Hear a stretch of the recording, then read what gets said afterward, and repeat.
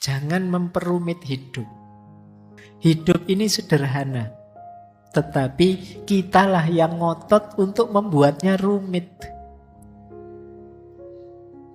Jadi ada lagi satu kalimat dari Carver itu.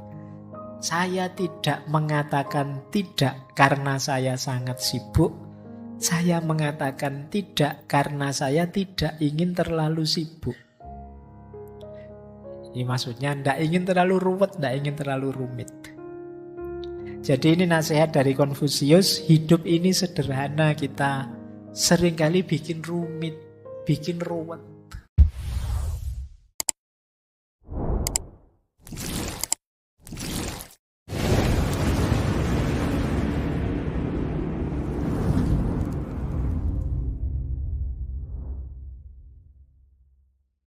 Oke, bismillah. Assalamualaikum warahmatullahi wabarakatuh. Bismillah, kita lanjutkan ngaji kita. Malam hari ini kita ganti sesi. Oke, selanjutnya, jangan memperumit hidup. Nah, ini ada kalimat dari Konfusius ya. Hidup ini sederhana, tetapi kitalah yang ngotot untuk membuatnya rumit. Jadi ada lagi satu kalimat dari Carver itu. Saya tidak mengatakan tidak karena saya sangat sibuk. Saya mengatakan tidak karena saya tidak ingin terlalu sibuk. Ini maksudnya tidak ingin terlalu ruwet, tidak ingin terlalu rumit. Jadi ini nasihat dari Konfusius, hidup ini sederhana, kita seringkali bikin rumit, bikin ruwet. Kadang-kadang kita itu kan rumit, misalnya masuk ke sini saja, nyari tempat duduk saja, kadang mikir, ini saya harusnya nyari yang deket tembok, karena kalau deket tembok saya bisa sandaran. Kalau sandaran bisa lebih anu. Tapi nanti kalau sandaran ngantuk gimana? Dilihat orang banyak, malu juga ya. Kalau begitu sandarannya yang biasa saja agak miring gitu. Tadi ruwet, wong tinggal masuk duduk saja, mikirin jelimet. Mau masuk ke sini mikir, ini saya harus datangnya tengah-tengah biar nggak terlalu nyolok. Kalau duduk terlalu depan malu dilihat Pak Faiz, terlalu belakang nggak dengar. Agak tengah-tengah asal nggak anu. Kita terlalu jelimet, terlalu rumit memikirkan hidup. Ada quotes itu yang saya ambil menarik, yang judulnya Why Complicate Life? Kenapa sih kita bikin hidup itu ruwet? Missing somebody, kalau kangen dengan seseorang ya call, tilpunen. Kalau tidak diangkat ya nasib. Iya. Ya tapi kan kamu lega daripada bolak-balik rindu neng yo. Kamu sakit sendirian.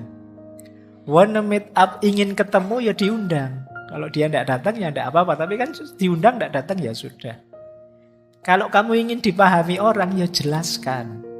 Kalau kamu punya pertanyaan ya tanyakan. Kalau kamu tidak suka bilang saja. Kalau kamu suka ya ucapkan. Kalau kamu ingin sesuatu minta. Kalau kamu cinta seseorang katakan. Ya kan? Wong tinggal bilang aja, cik ruwet deh kamu itu. Iya kan? Tinggal bilang aku suka, aku senang, aku cinta. Selesai, urusan ditolak tidak ditolak belakangan. Tapi kan kamu lega sekarang. Sudah bilang.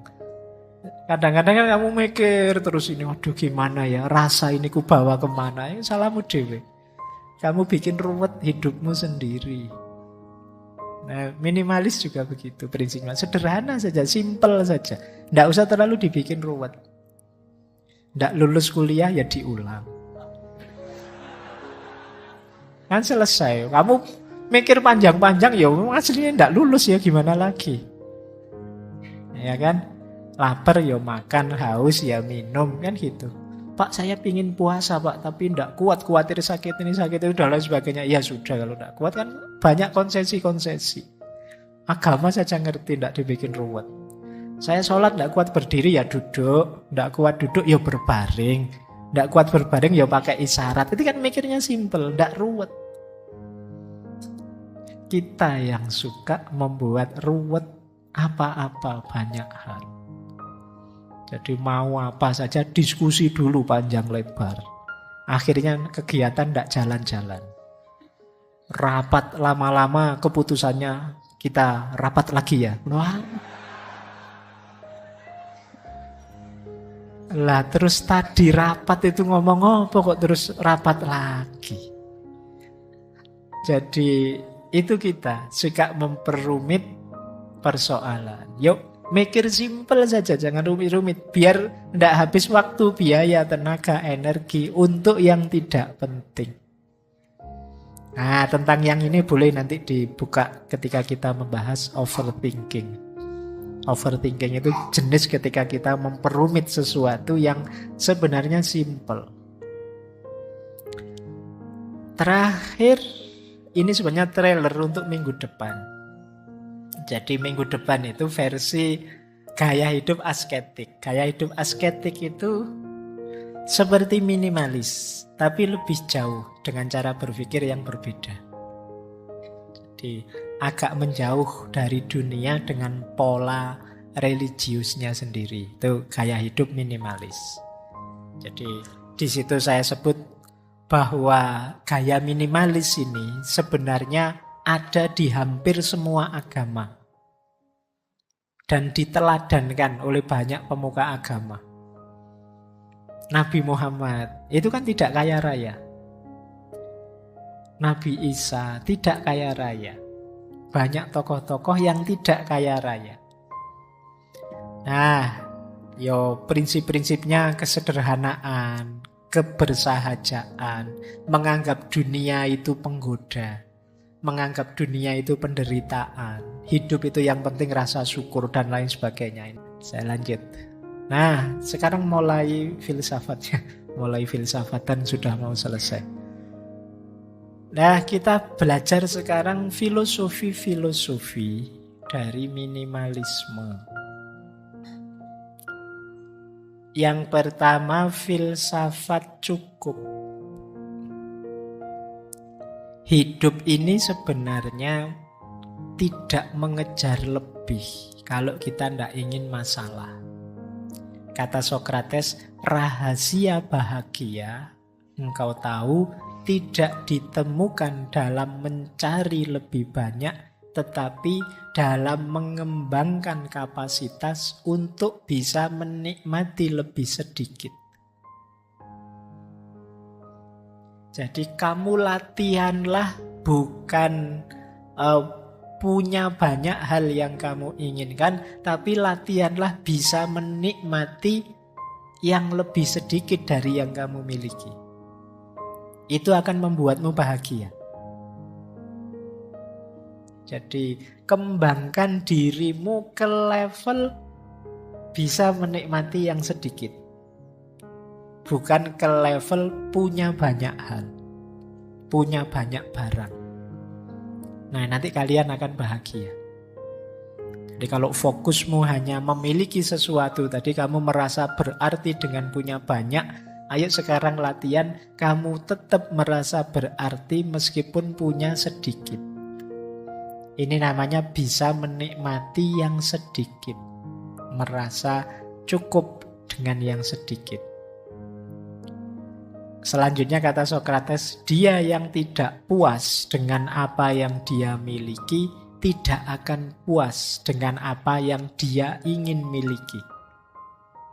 Kalau kita tidak puas dengan yang kita miliki sekarang, biasanya kan kita menginginkan sesuatu. Percaya kalau yang kita inginkan itu tercapai, kita juga tidak akan puas juga. Karena yang kita kejar kepuasan dalam kepemilikan. Sementara manusia itu punya tabiat tamak tadi. Kalau sekedar keinginan, tidak pernah ada habisnya. Coba kalian tanya, siapa orang paling sukses di dunia? Terus kamu tanya, sudah selesai kah? Tidak pengen apa-apa? Mesti masih banyak. Masih pengen ini, masih pengen itu. Tidak ada habisnya. Jadi, ayo latihan untuk bisa puas dengan yang kita miliki sekarang. Di situ kuncinya kebahagiaan sebenarnya yang diajarkan oleh minimalisme tadi. Dan ini dikuatkan oleh Lao Tzu yang bilang orang yang merasa cukup dengan yang ia miliki adalah orang kaya. Jadi definisi kaya menurut Lao Tzu itu ya orang yang merasa cukup. Jadi kalau ada yang tanya, sampean ini orang kaya apa orang miskin? Itu jawabannya bukan kamu punya apa, hartamu berapa, tapi kamu puas atau tidak dengan yang kamu miliki sekarang. Kalau kalian merasa puas dengan yang dimiliki sekarang, kalian orang kaya. Jadi tidak usah nunggu nanti lulus, nunggu S2 jadi dosen, terus gaji besar, terus bisa macam-macam, beli macam-macam, baru kamu berani mengklaim kaya. Sekarang juga kamu bisa jadi orang kaya. Dengan menerima apapun, menyukai apapun yang sekarang kamu miliki. Itulah orang kaya. Dan dikuatkan oleh Gandhi. Kalau kata Gandhi, hiduplah dengan sederhana agar orang lain juga dapat hidup. Kalau ini mikir orang lain. Kalau semua orang serakah, ya nanti isinya konflik tabrakan. Kita harus ngerti kapan kita berhenti. Sudah, saya sampai ini saja, biar yang lain dapat space. Kalau hari ini kan orang yang kaya misalnya relasinya banyak, ya tambah jaya, tambah jaya, tambah jaya. Yang lain tidak kebagian space, tidak kebagian ruang untuk berkembang. Nah, sekarang dibalik, saatnya kita berbagi. Meskipun sekedar berbagi waktu, berbagi ruang, berbagi kesempatan untuk yang lain. Dengan kita berhenti mengikuti ketamaan kita. Jadi rumus filosofis pertama, hidup minimalis itu merasa cukup. Kita kaya sudah dan tuntas hidup kita. Yang kedua, rumusnya minimalisme itu adalah keinginan. Nah, tadi kita diminta membedakan antara keinginan dan kebutuhan. Ada quotes dari Diogenes, teman-teman mesti hafal filosof nyentrik ini. Kata dia, sifatnya dewa-dewa itu tidak butuh apapun. Karena dewa sudah mampu segalanya. Nah, berarti apa? Kalau kamu ingin meningkat kualitasmu seperti dewa, kamu tidak usah menginginkan apapun. Jadi kalau istilahnya Diogenes, God-like person, manusia yang seperti dewa. Mungkin teman-teman pernah dengar istilah manusia setengah dewa. Setengah saja ya, karena kalau sepenuhnya nanti berat. Manusia setengah dewa itu bukan manusia yang mampu segalanya, enggak. Kalau versinya Diogenes, manusia yang mampu tidak menginginkan apa-apa. Jadi yang mampu mengendalikan keinginannya. Ini manusia setengah dewa. Kenapa setengah dewa? Karena manusia itu kecenderungannya tamak, ingin memiliki apa-apa.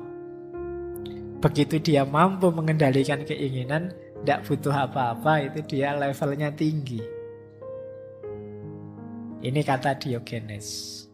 Atau ada dua quotes yang terkenal dari Arthur Schopenhauer. Kata dia, akan lebih baik jika tidak ada apa-apa. Berarti kita tidak punya apa-apa, itu lebih baik. Karena ada lebih banyak rasa sakit daripada kesenangan di bumi ini. Setiap kepuasan hanyalah sementara. Menciptakan keinginan baru dan kesusahan baru. Jadi kalau kita mencapai satu kepuasan tertentu, kalau itu levelnya manusia, itu kan sifatnya sementara. Terus kita ingin lagi, ada keinginan baru. Kalau ada keinginan baru, ada kesusahan lagi yang baru. Ini filsafat kehendak atau filsafat keinginan dari Arthur Schopenhauer. Jadi kata dia, hakikatnya hidup itu menderita. Kenapa? Karena kita menjalani hidup dengan dasar keinginan. Orang ingin ini kan sakit. Ingin itu kan berarti ada sesuatu yang ingin dia target dan belum terpenuhi. Itu kan menyakitkan. Pengen punya mobil, pengen punya pacar, pengen lulus cepat. Itu kan keinginan berarti belum terpenuhi. diri kita merasa sakit, menderita, sampai keinginannya terpenuhi. Sementara ketika keinginan terpenuhi, manusia kan tidak selesai. Ada lagi keinginan yang baru, menderita lagi. Sekarang teman-teman mati-matian ngejar biar lulus cepet misalnya. Begitu wisuda lulus, apa selesai? Kan enggak. Ingin segera dapat kerja Pak, ingin segera ketemu jodoh Pak, ingin segera ketemu jodoh bener nikah. Apa selesai urusanmu? Masih panjang ceritanya, masih banyak keinginan-keinginan yang baru. Jadi hidup ini rentetan dari keinginan ke keinginan. Sementara keinginan itu sesuatu yang menyakitkan. Berarti hakikatnya hidup ini ya penderitaan. Itu versinya Arthur Schopenhauer. Padahal bahkan di balik kesuksesan, di situ ada penderitaan. Kalau kalian mengalami sukses tertentu, jangan lupa ada sisi penderitaan di situ. Baik penderitaan dalam proses menginginkannya maupun mungkin ada hal-hal lain. Di situ ilustrasinya Arthur Schopenhauer, penderitaan hewan yang dimakan selalu lebih besar daripada kesenangan hewan yang makan. Nah ini maksudnya apa? Ketika kita menaklukkan sesuatu, itu kan ada yang ditaklukkan. Kita menaklukkan itu menang, seneng. Tapi yang ditaklukkan ini rasa sakitnya lebih besar daripada senengnya kita yang menang. Jadi logikanya orang hidup kan kadang pakai logika kalah menang. Padahal kita mengejar kemenangan sementara kita lupa. Saya mengejar kayak tadi, lulus tercepat terbaik. Wah kamu mati-matian nilaimu A terus. Kamu nggak pernah memperhatikan, ini loh temenmu E terus nilainya. Dia pontang-panting ngejar kamu nggak bisa-bisa. Dia kalah terus. Nah misalnya. Nah ini kan hidup yang kalah menang. Penderitaan yang kalah itu jauh lebih besar daripada kesenangan yang menang. Kenapa kesenangan itu kecil saja? Karena kesenangan itu melahirkan keinginan yang baru. Nggak lama terus jadi penderitaan. Nah ini gayanya Arthur Schopenhauer. Berarti apa kuncinya bahagia? Kalimat pertama itu. Kalau gitu ya lebih baik nggak usah apa-apalah. Nggak usah ingin macam-macam. Nambah masalah. Nah itu dasar filosofinya minimalis. Oke, saya lanjutkan.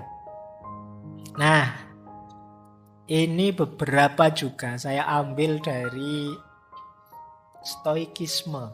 Banyak orang tadi saya bilang mengaitkan minimalisme dengan stoikisme. Karena memang gagasan-gagasan stoikisme itu banyak yang relate dengan minimalisme. Misalnya itu ada kalimat dari Epictetus. Kekayaan itu tidak terdiri dari memiliki banyak harta, tetapi memiliki sedikit keinginan. Nah ini tadi sudah dijelaskan ya, cirinya orang kaya. Terus kebalikannya kata Seneca, bukan orang yang memiliki terlalu sedikit, tetapi orang yang menginginkan lebih. Itulah miskin. Selama kita masih ingin macam-macam dan belum keturutan, sebesar apapun harta kita, kita hitungannya masih miskin. Terus kalau ini Marcus Aurelius, energi dan waktumu sama-sama terbatas. Jadi jangan sia-siakan mereka pada apa yang dilakukan, dipikirkan, dan dikatakan oleh orang-orang yang tidak penting dalam hidupmu. Jadi ini berhubungan dengan hubungan kita dengan yang lain. Tadi kan saya bilang awas salah persepsi, minimalisme itu tidak hanya barang, termasuk juga orang. Kalau di antara keinginan kita adalah disenangi semua orang, dipuji semua orang, dan kita mati-matian menuju ke sana, Kalau versinya Markus ini ya kita sedang memboroskan energi dan waktu kita. Eman-eman. Ayo kita gunakan saja untuk yang manfaat. Biarlah ada orang tidak setuju, tidak suka. Asal kita yakin ini baik kok. Asal kita yakin ini sudah benar menurutku. Jalan saja. Kenapa ya kalau kita ngeladeni komennya orang, kata-katanya orang, tidak ada habisnya. Tidak mungkin semua orang seneng. Tidak mungkin. Pak, saya lihat ngaji filsafat itu kelihatannya seneng semua. Iya, viewernya sedikit. Yang tidak seneng tidak ngomong, males apa, tidak berpengaruh. Jadi tidak mungkin semua orang seneng. Pasti ada yang tidak seneng. Ya, kalau ngaji filsafat mungkin yang tidak seneng tidak ngomong juga, tidak keluar juga. Ya mereka tidak seneng gitu aja. Jadi tidak usah fokus ke sana. Kalau mikir ke sana nanti jangan-jangan waktu dan energimu habis untuk yang tidak penting. Pernah tidak kalian habis posting sesuatu terus bolak-balik kamu tengok yang nge-like berapa ya? Yang sudah nonton view berapa ya? Kalau kamu sering begitu ya kemungkinan energi dan waktumu habis. Sudah, kalau kamu anggap postinganmu penting, posting saja. Selesai. Terserah orang apresiasi atau malah buat kontroversi, ngeritik, ya monggo saja. Tapi saya tahu yang saya posting ini baik.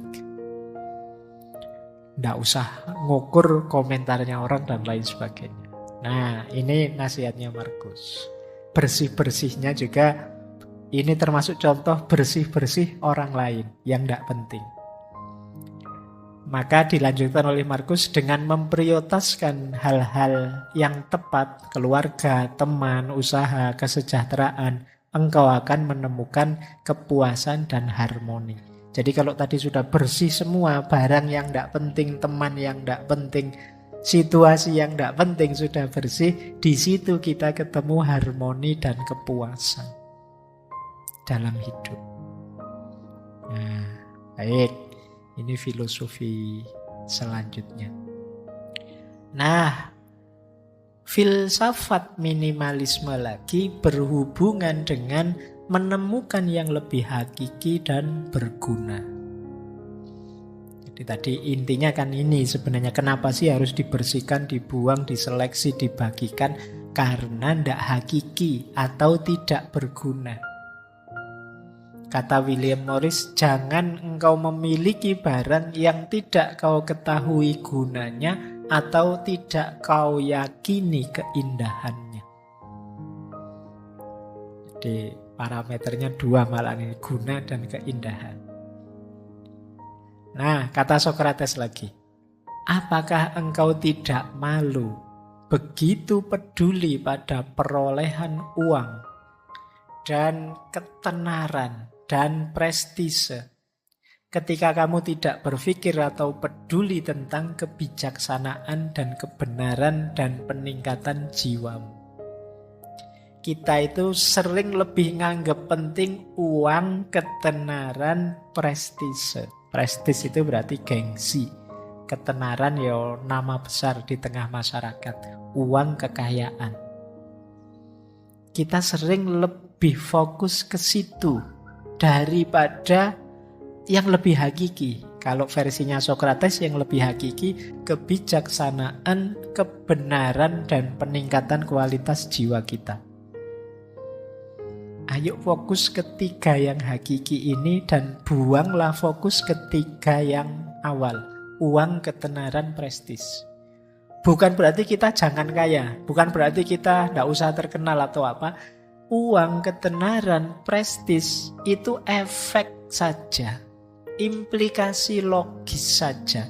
Kalau kita serius mengejar kebijaksanaan, kebenaran, dan peningkatan jiwa. Jadi kalau kita serius dalam hidup ini, menjalaninya sebijaksana mungkin, sebenar mungkin, dan melakukan perbaikan diri terus-menerus, insya Allah ya kekayaan akan datang. Uang itu otomatis datang. Ketenaran juga akan datang. prestis, gengsi juga akan hadir. Nggak usah khawatir. Yang sifatnya niscaya nggak usah kamu kejar. Kalau saya kerja keras ya otomatis uang datang. Kalau saya ngomong yang baik-baik, yang benar-benar dan cocok untuk banyak orang, ya otomatis saya akan dikenal orang. Kalau saya melakukan yang baik-baik terus, ya otomatis punya nama baik di tengah masyarakat sudah. Itu implikasi logis. Tidak harus kamu jadikan target. Nah, ada lagi quotes, isi hidupmu dengan pengalaman, bukan barang. Miliki banyak cerita untuk dikisahkan, bukan barang untuk ditampilkan. Jadi alih-alih ngumpulin barang, yuk ngumpulin pengalaman. Tambah pengalaman sebanyak mungkin, biar nanti ada yang diceritakan untuk generasi yang akan datang. Jangan sampai besok kalau kamu dongeng ke anakmu, Pak, Bapak dulu waktu muda gimana sih? Gimana ya Le, ya Bapak ya biasa-biasa saja, tidak ada ceritanya, itu kan ya tidak enak. Yuk bikin cerita, tulislah dongengmu yang luar biasa, biar bisa dikisahkan pada anak-anakmu. Bapak pernah ini loh, pernah itu, dan lain sebagainya. Jangan sampai bingung sendiri kamu. Yo bapak yo sekolah, terus kerja, terus kawin, terus kamu lahir. Cokopet ceritanya. Nggak ada yang istimewa. Nah, jadi ayo mengoleksi kisah-kisah hebat tentang diri kita. Tidak sekedar mengoleksi barang-barang untuk dipamerkan. Jadi kita masuk ke yang lebih hakiki dan bermakna.